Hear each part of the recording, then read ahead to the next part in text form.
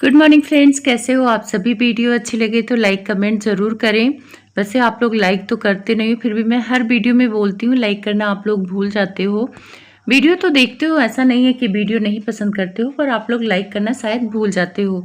तो यहाँ पे फिर से बात कर लेते हैं जगत भैया की। तो जगत भैया और उनकी बहन में कुछ अनबन लग रही है। अनबन इसलिए लग रही है क्योंकि कल जगत भैया का ब्लॉग आया था, नोक झोंक वाला। वहाँ पे उनकी मम्मी थी और वहाँ पे वो अपने छोटे भाई से भी मस्ती करते हुए नजर आए कि तुमने मेरा टी शर्ट पहना है। बहुत अच्छा लग रहा था जब भाई वगैरह आपस में मस्ती करते हैं। मम्मी के साथ तो इनका नोक झोंक लोगों को पसंद आता ही है। लेकिन वहीं पे इनकी बेंगलोर वाली दीदी बैठी हुई थी। ये बार बार उन पे कैमरा फोकस भी कर रहे थे, लेकिन वो स्माइल नहीं कर रही थी और ऐसे लग रहा था कि वो गुस्से में है। वो जगत भैया के किसी बात से गुस्से में है। उस पूरी ब्लॉग में आप लोग जाके देखना, ध्यान से देखना, वो एक बार स्माइल नहीं की।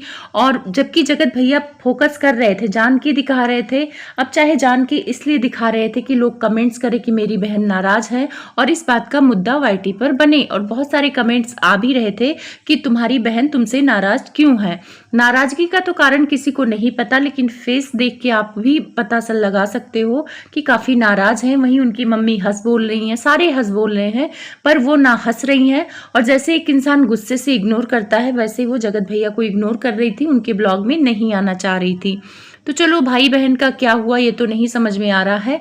हो सकता है क्योंकि पिछले ब्लॉग में पूछी थी उनकी मम्मी कि तुमको पता था कि तुम्हारे यहाँ सारे लोग आ जाएंगे, तो उसने बोला कि मम्मी मुझे ये तो लग रहा था कि बड़े वाले भैया आएंगे, क्योंकि वो सब जगह घूमते रहते हैं तो लोग उनकी ट्रोलिंग कर देते अगर वो यहाँ नहीं आते। तो इसी वजह से आए क्योंकि उनकी ट्रोलिंग ना हो।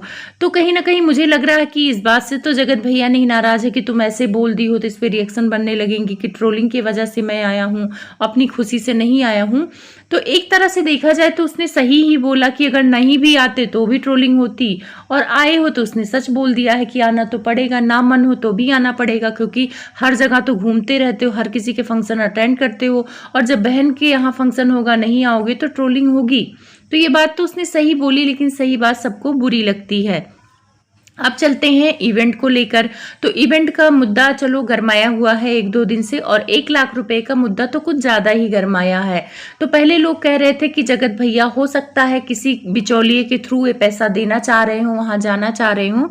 तो इस बात को लेकर मुझे थोड़ा डाउट है, क्योंकि जगत भैया पैसे के मामले में तो बहुत ही वैसे हैं। तो पैसा दे के जाना चाहते थे, मुझे तो लगता कि पैसा वो लेके जाते हैं।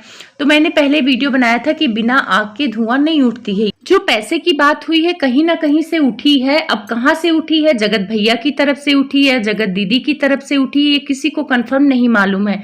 जगत भैया ने आज के ब्लॉग में अपना सफाई पेश कर दिया है कि मैं ऐसे इवेंट में तो जाने के लिए मैं पैसे दूंगा, मैं तो पैसे लेके इवेंट में जाता हूँ, और जो इवेंट भोपाल में हुआ है ऐसे ऐसे इवेंट तो मैं घर पे करता हूँ। तो ये बात तो सच है, जगत भैया इवेंट करते रहते हैं और लोगों को काफी मजा भी आता है। जैसे उनका वेडिंग एनिवर्सरी का इवेंट हो गया, गृह प्रवेश का, ऐसे बहुत सारे क्रिएटर इवेंट किए हैं जहां पे लोग मतलब काफी अच्छा फील करते हैं, खाते पीते हैं, उनका 1 रुपया भी नहीं लगता है वहां पे। और रही बात भोपाल का जो इवेंट है, उसमें एक सेलिब्रिटी आई थी, वो भी जिनका करियर खत्म हो रखा है वही आते हैं। लेकिन जो जगत भैया इवेंट करते हैं उसमें बहुत सारे यूट्यूबर आते हैं, अच्छे अच्छे यूट्यूबर आते हैं, और पब्लिक को देखने में मजा भी आता है उस इवेंट में। लेकिन अगर भोपाल वाले इवेंट में ये मुद्दा आया है कि जगत भैया वहां जाना चाहते हैं, तो आंटी ने बोला कि ये बात इसलिए उठाई गई है क्योंकि कोई ऐसा है जो जगत भाभी और जगत भैया में दूरियां पैदा करना चाहता है। जगत भाभी को ये पता लगे कि 1 लाख रुपए देके अब जब वहां जाने की पेशकश होगी तो लोग यही शक करेंगे कि जगत दीदी से मिलने के लिए बेचैन थे, इसलिए 1 लाख रुपया देकर वहां जाना चाहते थे। साम दाम दंड भेद करके जगत भैया वहां पहुंचना चाहते थे। तो फिर जगत भाभी को तो फिर बुरा लगेगा कि भाई मेरा पति तो फिर उसी लफड़े में पड़ रहा है, फिर जगत दीदी के पीछे जा रहा है, क्योंकि जगत दीदी भी उस इवेंट में जा रही थी। तो कोई ऐसा तीसरा है जो फायदा उठा रहा था इन तीनों की लड़ाई की, जगत भैया, जगत दीदी और जगत भाभी।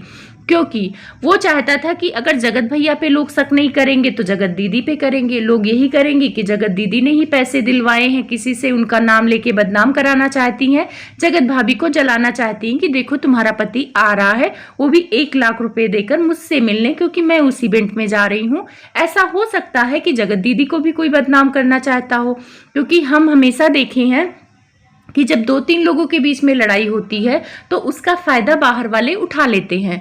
नो डाउट जगत भैया, जगत दीदी, जगत भाभी में आपस में नहीं बनती है, लेकिन जरूरी नहीं कि हर टाइम पे ये तीनों ही गलत हो सकता है जगत दीदी ने भी पैसों की बात नहीं की हो, क्योंकि वो तो खुद नहीं जा रही थी वहां पे। तो हो सकता है कोई तीसरा है जो आग लगाना चाहता था, वो सोचता था अगर शक जगत भैया पे जाएगा तो लोग जगत भैया को ट्रोल करेंगे कि कैसा आदमी है, बीबी के रहते फिर उस इवेंट में जाना चाह रहा है। अगर मान लो जगत भैया अपना पक्ष क्लियर कर लेंगे तो जगत दीदी को लोग ट्रोल करेंगे। दीदी पर लोग इसलिए शक करते क्योंकि जगत दीदी ने हाल में 1 महीने के अंदर कुछ ऐसी चीजें की हैं जिससे लग रहा है कि वो जगत भाभी को जलाना चाहती हैं। जैसे अरमान मलिक के फंक्शन में जो पिंक पर्पल साड़ी पहनी थी जगत भाभी, उसके बाद उन्होंने उसी दिन सेम डेट पे एक पर्पल सूट वाला कम्युनिटी लगाया। उसके बाद फेसबुक पर जगत भैया की गृह प्रवेश वाली पिक लगाई, जगत भैया ने मनाली में जो पिक खींचे थे वो सारी चीजें लगाई।